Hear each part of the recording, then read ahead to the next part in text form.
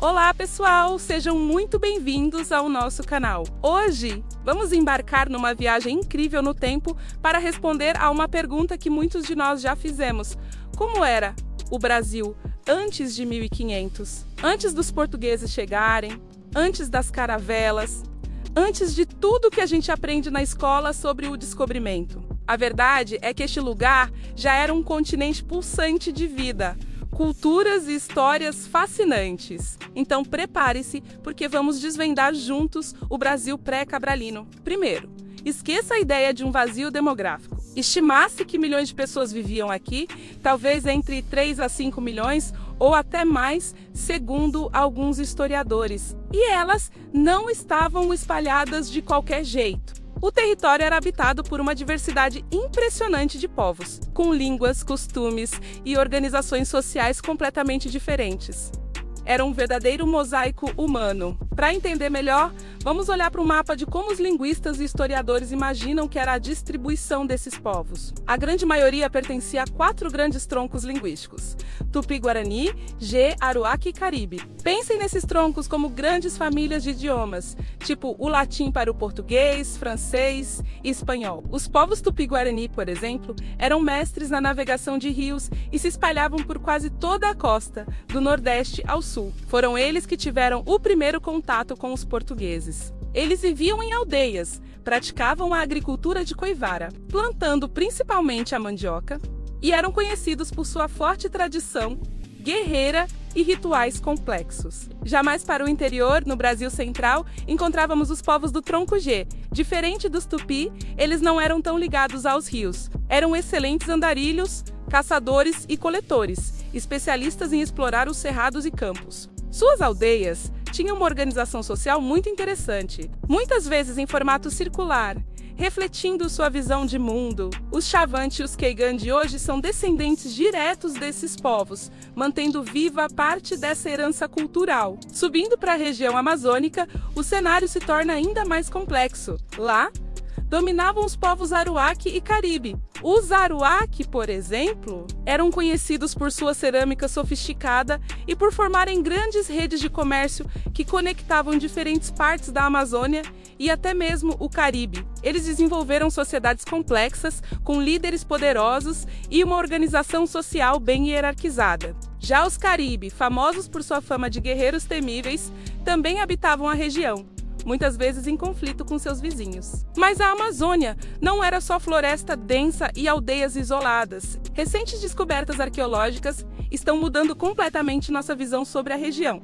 Foram encontrados vestígios de cidades antigas, com estradas, praças e sistemas de agricultura complexos, os chamados terraços e campos elevados. Em lugares como o Xingu e a ilha de Marajó, existiram civilizações que construíram verdadeiras obras de engenharia para manejar a terra e a água, sustentando populações enormes. A cerâmica marajoara, por exemplo, é uma das mais elaboradas das Américas, um testemunho do alto grau de desenvolvimento desses povos. E como era a relação entre eles? Era uma mistura de tudo! Havia comércio intenso, trocas culturais, alianças matrimoniais, mas também havia muitas guerras. Os conflitos não eram por território no sentido de propriedade privada que temos hoje, mas sim por recursos, por prestígio ou por vingança, seguindo códigos de honra muito específicos de cada cultura. A guerra era uma parte importante da vida social de muitos desses grupos, especialmente entre os Tupi. A espiritualidade também era um pilar central.